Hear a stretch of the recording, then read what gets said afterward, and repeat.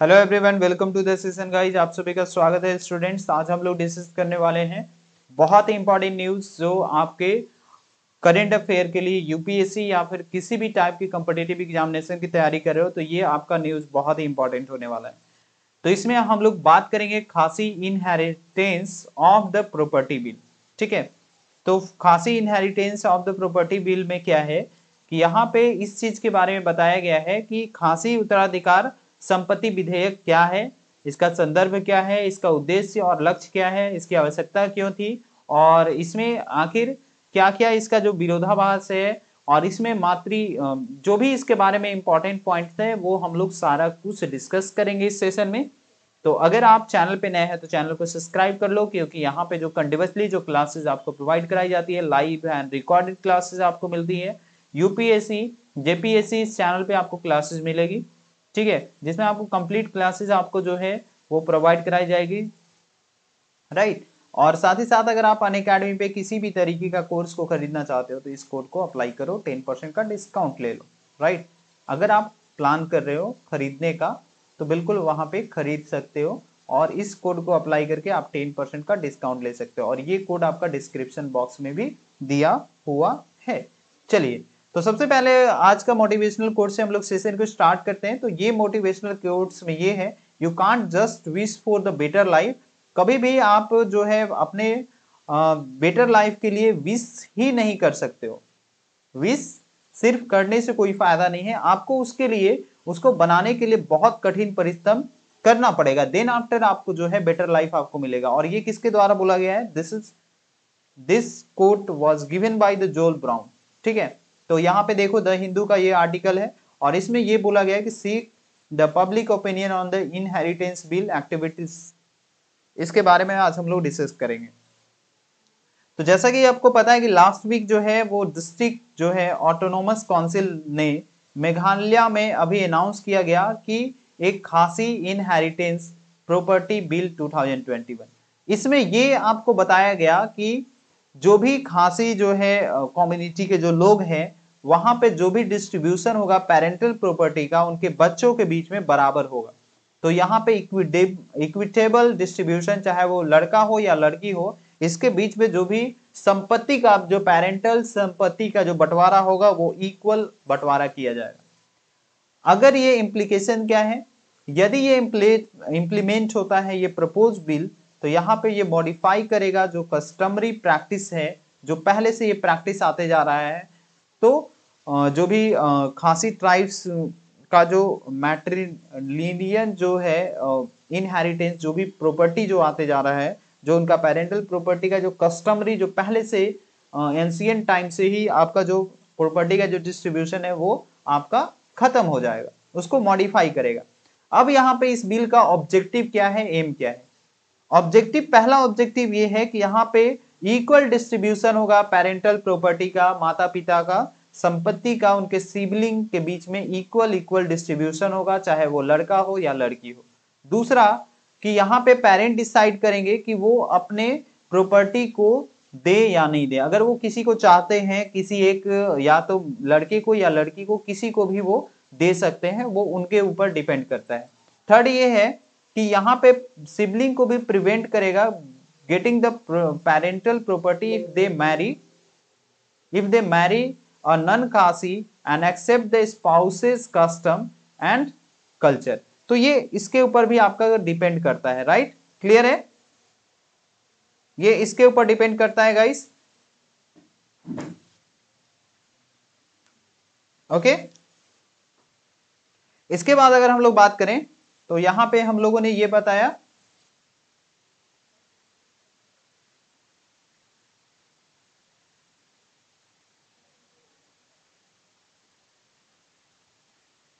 Right, sorry for distraction guys. तो यहाँ पे सिबलिंग जो है उनको भी यहाँ पे क्या मिलेगा, इससे बेनिफिट्स मिलने वाला है।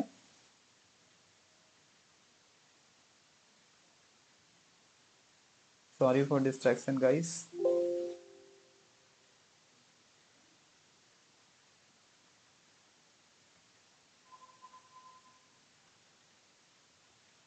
ओके, तो यहाँ पे इससे बेनिफिट जो है, पहला तो इक्विटेबल डिस्ट्रीब्यूशन होगा, पेरेंट्स यहाँ पे डिसाइड कर सकते हैं।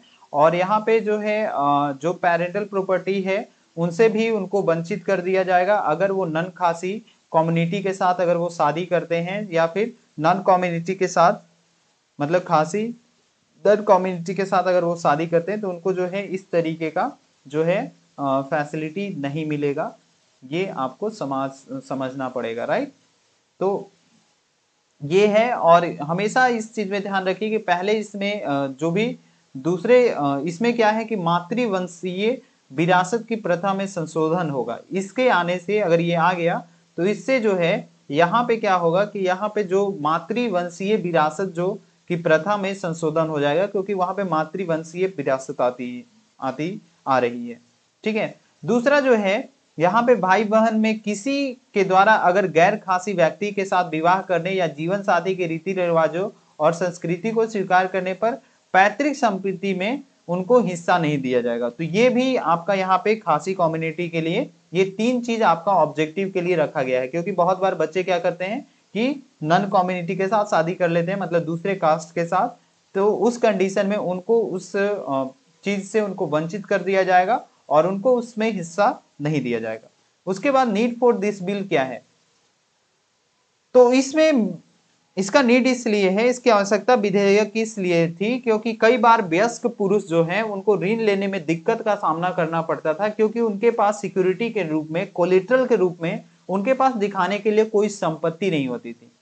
जब किसी भी दंपति का कोई संतान नहीं होता है और उसका कोई वास्तविक उत्तराधिकारी भी नहीं होता है, तो प्रथा के अनुसार उसकी संपत्ति जो भी प्रॉपर्टी थी वो उसके कबीले के लोग या फिर उसके कम्युनिटी के लोग का अधिकार हो जाता था। इस सब की वजह से बच्चों द्वारा जो उनके माता पिता के खिलाफ जो मुकदमा होता था, वो सब मामले बहुत ज्यादा आपको देखने को मिलते थे, जिसके कारण यहाँ पे ऐसा होता था। तो यहाँ पे आप समझ लो कि पहला तो बॉय को लोन लेने में दिक्कत होता था, जिसलिए यहाँ पे ये इशू देखा गया। ठीक है। अब इसके बाद जो है यहाँ पे क्वेश्चन ये भी पूछा गया कि अब हम लोग बात करेंगे कि why does the matrilineal system and the Meghalaya really empower the women's.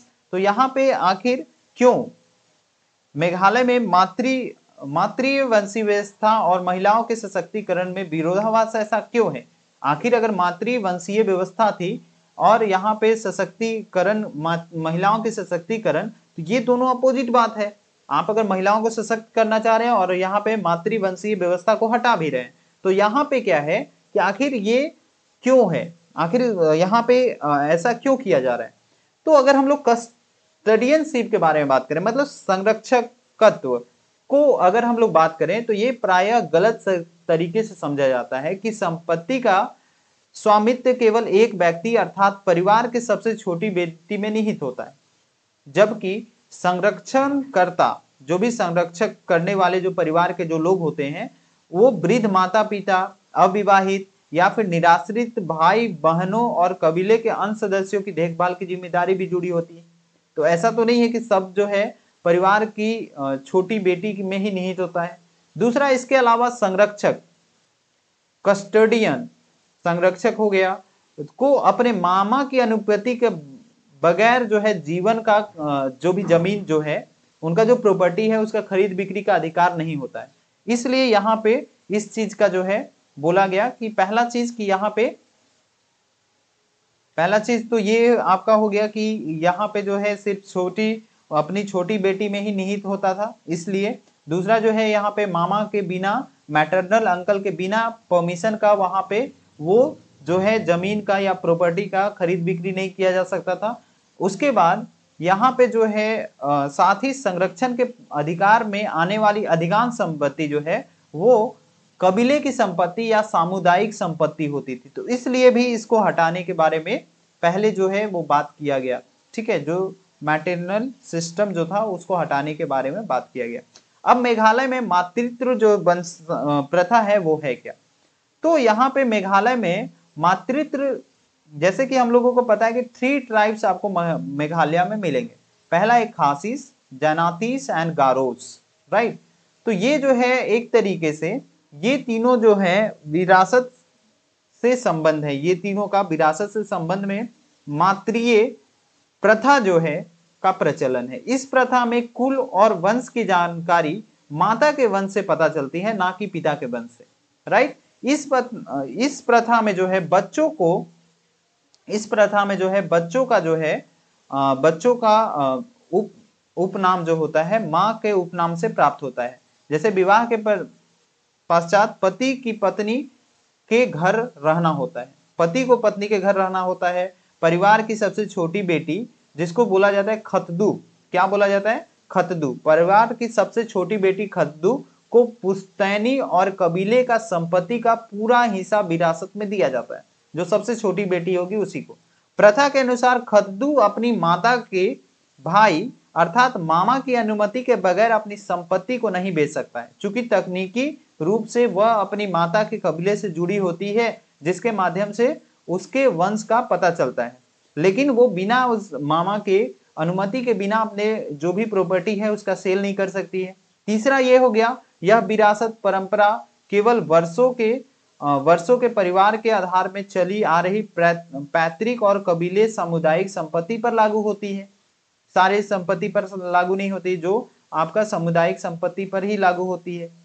और इस पारंपरिक व्यवस्था में यदि किसी दंपति की कोई बेटी नहीं होती है तो उसकी संपत्ति पत्नी की बड़ी बहन और उसकी बेटी के पास चली जाती है। यदि पत्नी का कोई बहन नहीं होती तो आमतौर पर कबीला या फिर संपत्ति का कब्जा कर लेता है। तो ये सारा इंपॉर्टेंट था, ठीक है। आई होप आपको समझ में आ गया होगा। तो इसलिए जो है यहाँ पे ये इंपॉर्टेंट था, और यहाँ पे मेघालय में इस तरीके की मातृवंशीय प्रथा चली आ रही थी, तो इसलिए इसको खत्म करने का बहुत ही जरूरी था। और तो आई होप आपको समझ में आ गया दोनों जो है, ठीक है। तो आई होप आपको ये सेशन बहुत अच्छा लगा। अगर सेशन अच्छा लगा तो बिल्कुल हमको बताना कमेंट सेक्शन में कमेंट करके, और अगर आप कोई सजेशन देना चाहते हो बिल्कुल दे सकते हो। तो आई होप ये करंट अफेयर न्यूज आपके लिए बहुत इंपॉर्टेंट रहा, और ये आपके यूपीएससी पर्सपेक्टिव या फिर स्टेट पीएससी के लिए बहुत ही इंपॉर्टेंट करंट अफेयर न्यूज है। आप इसको ध्यान में रखना और आप इसको नोट डाउन कर लेना। चलिए मिलते हैं नेक्स्ट क्लास में। Bye bye, take care, best of luck, see you in the next session. Thank you so much guys.